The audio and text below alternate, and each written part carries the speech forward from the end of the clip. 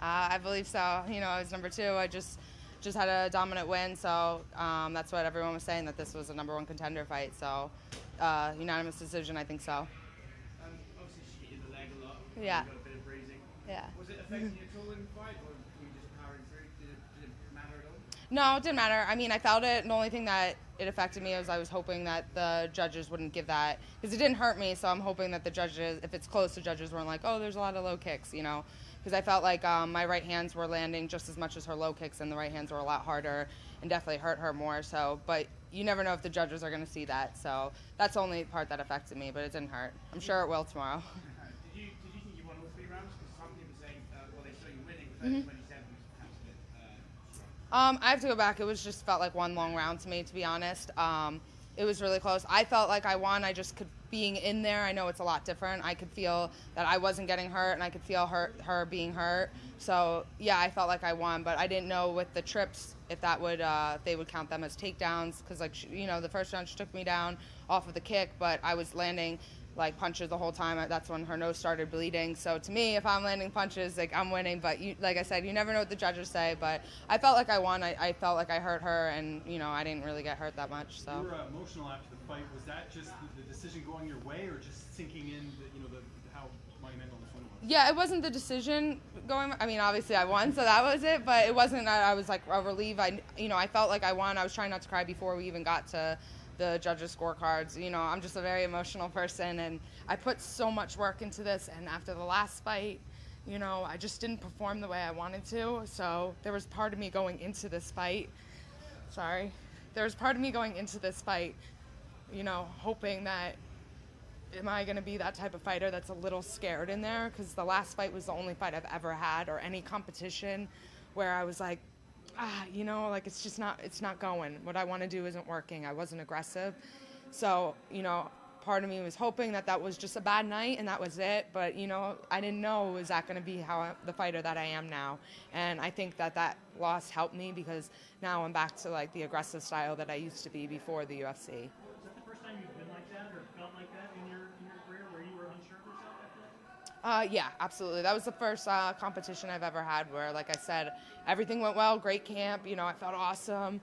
And just in the middle of the fight, I was like, it's not really feeling it tonight, you know? Like I was telling myself, throw 4 punches, and I was just standing there. I was kind of like stuck in the mud.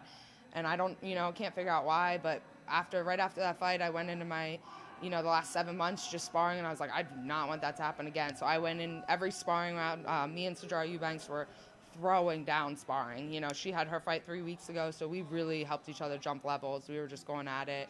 I just wanted to make sure that I didn't leave another fight feeling like, I just lost a split decision, because I just wasn't really feeling it.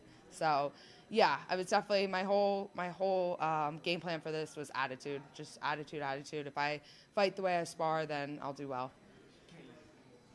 Why did the UFC book a #1 contender fight as the very first fight pay-per-view? It doesn't make sense to me.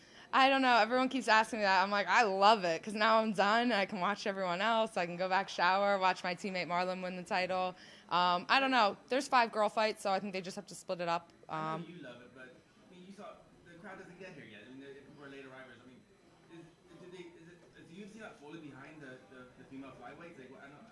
I don't think so. I mean, this is the biggest card, one of the biggest cards of ever, and there's 5 girl fights, so I think they support girls. I don't know. I just think that there's a lot of fights, so you got to split it up. I mean, anyone on this card, if you would have put that as the first one, you probably could have argued, like, damn, why is that the first one, you know? So, I don't know. I just worry about the fight, not where I am. How do you feel like you would match up against Valentina, assuming all goes well for her tonight? Yeah, I think it would be a very interesting fight. We're both counter-strikers, so it's definitely a different matchup than it would be for her and Jessica I.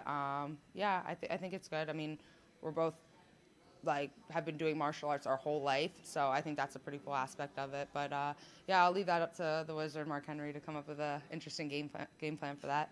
Right now, I'm not focused on that. I'm getting married in 2 months, so now I can actually call the vendors back and answer their emails, because I've been putting them off for the last 2 months. So I'm going to focus on that, and then I think November in New York. I just moved to Long Island, so I think November for New York would sound awesome for a title shot.